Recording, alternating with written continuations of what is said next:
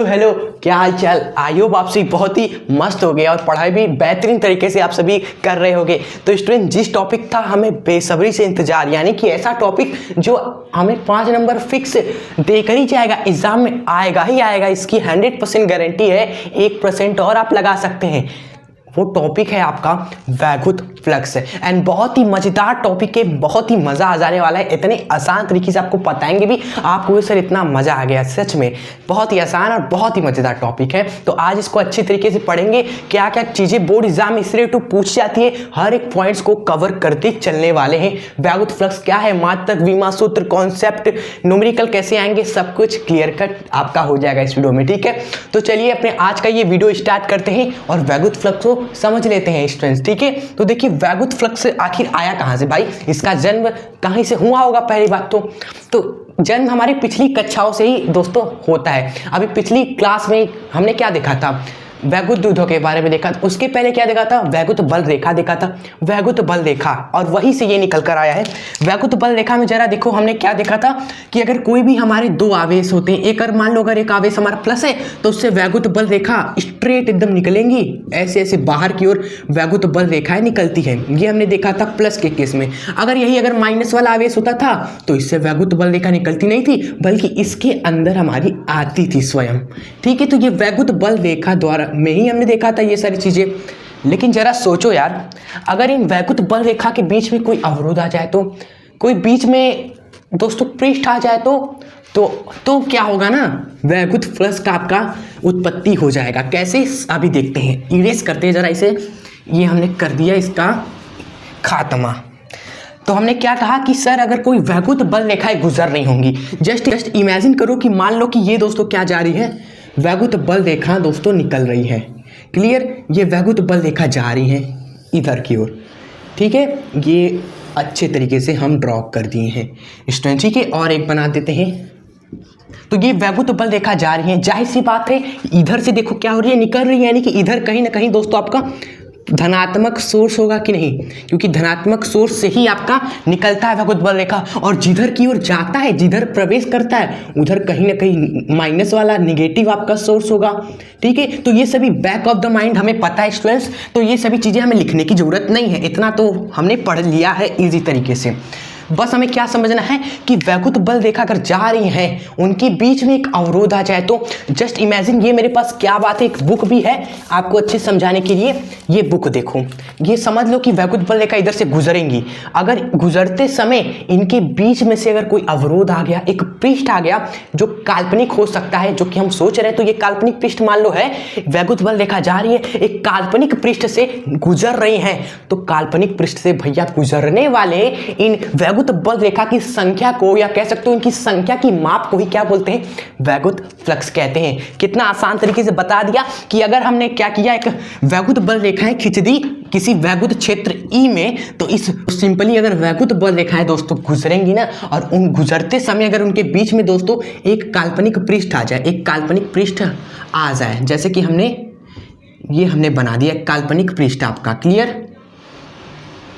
तो इस काल्पनिक पृष्ठ से गुजरने वाली वैद्युत बल रेखा की, ये देखो निकल रही है ना, इधर से गई, इधर से निकली, इधर से गई, इस काल्पनिक पृष्ठ से निकली, तो निकलने वाली संख्या जो होती है, या इस संख्या की माप जो होती है, वही आपकी वैद्युत फ्लक्स कहलाती है। तो इसका परिभाषा आइए हम खुद आपके सामने मिलकर लिखते हैं, बिकॉज हम सभी एक साथ टुगेदर है यार, एक मुट्ठी की तरह है जो एग्जाम में हर टॉपिक को फोड़ कर आने वाले हैं। तो वैद्युत फ्लक्स आपको क्या याद करना रहेगा कि नहीं सर, क्या है, सिंपली एक वैद्युत क्षेत्र है, उसमें वैद्युत बल रेखा गुजर रही है, और उसके बीच में अगर एक काल्पनिक पृष्ठ आ गया, तो उस पृष्ठ के पूरे क्षेत्रफल में से गुजरने वाला जो वैद्युत बल रेखा, ये क्या है स्टूडेंट्स, वैद्युत बल रेखाएं हैं, वैद्युत बल रेखा है, वैद्युत, ठीक है, यही गुजर रही है, इन्हीं की संख्या हमारी क्या होती है, वैद्युत फ्लक्स कहलाती है सिंपली, ठीक है। तो इसका परिभाषा ये लिखते चलते हैं आप सभी मिलकर। तो लिख देंगे कि किसी वैद्युत क्षेत्र में, लिखेंगे किसी वैद्युत क्षेत्र में, वैद्युत क्षेत्र में कोई एक वैद्युत क्षेत्र है, उसमें हमारा क्या एक स्थित है काल्पनिक पृष्ठ, काल्पनिक पृष्ठ है हमारा, ठीक है, इसी में स्थित है हमारा एक स्थित काल्पनिक जो हमने मान रखा है, एग्जैक्ट में तो है नहीं, माना रखा है हमने एक काल्पनिक पृष्ठ स्ट्रेंथ, और उस काल्पनिक पृष्ठ के क्षेत्रफल में से ही दोस्तों उस काल्पनिक पृष्ठ के क्षेत्रफल जिसको मान लेते हैं इसका जो क्षेत्रफल है वह दोस्तों ए है। ठीक है, इसका जो एरिया है आप सभी नोट कर लीजिए, क्या है, मान लीजिए ए है इसका क्षेत्रफल। तो इसी क्षेत्रफल में से लंबवत गुजरने वाली, क्या लिखेंगे हम, लंबवत। आप कहीं सोच रहे होंगे सर ये लंबवत आप क्यों दिखा रहे हो, अभी क्लियर करते हैं। लंबवत, देखो लंबवत हमने क्यों कहा ना, क्योंकि अगर वैगुत बल रेखा आएंगी तो आप ही सोचो ये वैगुत बल रेखा आएंगी तो पृष्ठ के देखो टकराएंगी तो बिल्कुल लंबवत टकराएंगी ना। 90 डिग्री का कोण बन रहा है कि नहीं, लंबवत 90 डिग्री, यानी कि लंबवत आएंगी लंबवत निकलेंगी। तो लंबवत वाला केस ही हम लेते हैं, इसलिए हमने यहाँ पर लिखा है कि इस पृष्ठ के क्षेत्रफल में से लंबवत गुजरने वाली ही दोस्तों बल, वैगुत बल रेखा की संख्या की माप, वैगुत बल रेखा की संख्या की माप, रेखा की संख्या की माप ही हमारी क्या कहलाती है, माप ही हमारी वैगुत फ्लक्स कहलाती है। तो यहाँ पर रेड से लिख देते हैं आपके लिए, वैगुत फ्लक्स कहलाती है स्टूडेंट्स। ठीक है, क्लियर हो चुका कि नहीं, ये टॉपिक आपका क्लियर हुआ, याद करना रहा आप कुछ नहीं सर। ठीक है, इसको डिनोट किससे करते हैं, फाई ई से करते हैं, सिंबल देख लीजिए। ठीक है, फाई मतलब कि फ्लक्स, ई मतलब कि वैगुत फ्लक्स हो गया। ठीक है, वैगुत फ्लक्स आपकी कहलाती वाला सिस्टम यहाँ पर लिख देते हैं। ठीक है, तो काफ़ी एक होता है हमारे एक दोस्तों चुटकुला, एक स्टूडेंट कहता है कि सर मुझे हर परिभाषा का लास्ट का 2 चीज़ पता है, और टीचर ने कहा कि यार इतना तेज हो गए, क्या याद है तुम्हें। सर कोई भी डेफिनेशन पूछो उसके आखिरी में जो होता है ना वो 2 वर्ड हमें याद है, वो है कहलाती है। कुछ भी पूछो लास्ट में हम लिख देंगे कहलाती है, आप आगे का बोल देना। ठीक है, तो कितना मज़ेदार, शायद आपको पता ही होगा। अब बात करते हैं, चलिए नेक्स्ट चीज़ वो है इसका सूत्र क्या होता है। जो वैगुत फ्लक्स का जो फॉर्मूला होता है ना वो हम इन्हीं 2 चीज़ों के टर्म में लिखते हैं। एक हमारा क्या है, वैगुत क्षेत्र है ई, और एक हमारा क्या है, इसका क्षेत्रफल ए है। यानी कि क्षेत्रफल एवं इस वैगुत क्षेत्र के, तो छोटा सा क्षेत्रफल ए लेते हैं हम, छोटा सा एरिया ले लेते हैं, मान लो यहीं से छोटा सा एरिया हमने डीए ले लिया, और इस डीए में से गुजरने वाली वैगुत क्षेत्र रेखा ई हमने रख दिया। ठीक है, और इसका समाकलन कर देते हैं हम, तो दोस्तों हमें मिल जाता है क्या, पूरा वैगुत फ्लक्स हमें मिल जाता है। यह एक फॉर्मूला होता है। एंड एक केस हम लेते थे, इसी चीज़ को आगे बढ़ाएंगे। तो एक चीज़ हमारा होता था दोस्तों, अगर वैगुत क्षेत्र अगर आपका एक समान होता था, अगर एग्जाम में क्वेश्चन में कहा गया है वैगुत क्षेत्र भाई साहब आपका एक समान है, मतलब कि यह बदल नहीं रहा, ये कांस्टेंट है। तो समाकलन में से अगर कोई कांस्टेंट होती है तो वो हमारा बाहर आती है, तो ई हमारा बाहर आ गया, एंड समाकलन कर देते हैं हम डीए का। और समाकलन का मतलब आपको पता है ना, चीज़ों को, छोटी छोटी चीज़ों का समाकलन करते हैं, मतलब कि छोटी छोटी चीज़ों को जोड़ जोड़कर पूरा महल खड़ा करना की तरह ये होता है। यानी कि इस छोटे छोटे क्षेत्रफल को अगर हम बताओ, छोटे छोटे क्षेत्रफल को अगर हम जोड़ते रहेंगे तो भाई साहब ये तो पूरा क्षेत्रफल एरिया ही हो जाएगा, पूरा ए हो जाएगा। ठीक है, तो ये चीज़ आगे आप लिख सकते हो ई मल्टीप्लाई में ए। और ये जो गुणा होता है ना, इस गुणे को याद रखना, काफ़ी बच्चों को नहीं पता, बस ये याद किए, ये गुणनफल आपका अदिश गुणनफल कहलाता है, अदिश गुणनफल कहलाता है। आगे आप लिख लीजिएगा।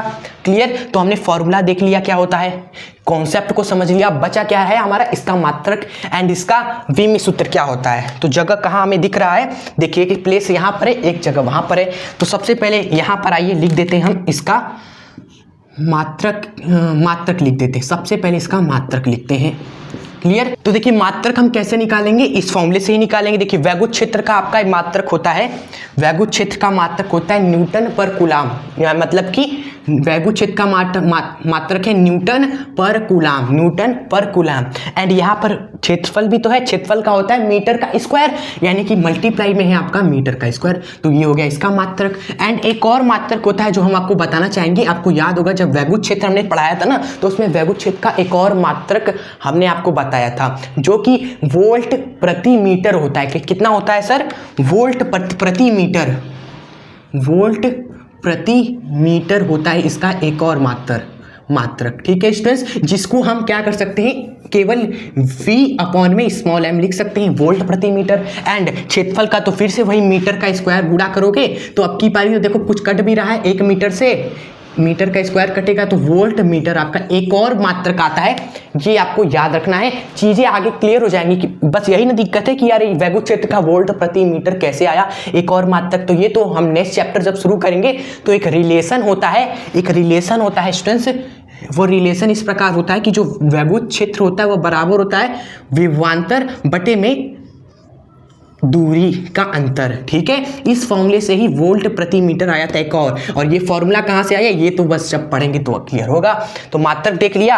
अब जो बचा है हमारा क्या, विमी सूत्र। तो यहाँ पर बॉक्स बनाते हैं एंड यहाँ पर स्टूडेंट्स हम लिखते हैं वीमा इसकी, ठीक है। अब वीमा दोस्तों लिख सकते हैं इसी फॉर्मूले से।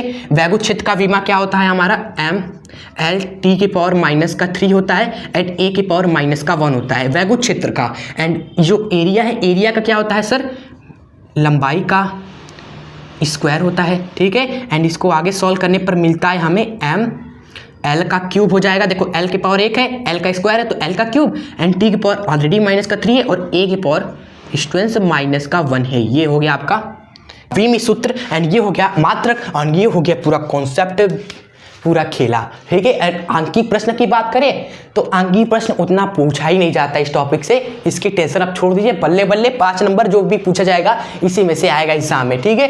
ज़्यादातर क्या पूछता है, परिभाषा पूछता है, मात्रक पूछता है, विमी सूत्र पूछता है और सूत्र वगैरह लिखने को कहता है, जो कि हमने आपको क्लियर कर दिया। टॉपिक हो गया खत्म।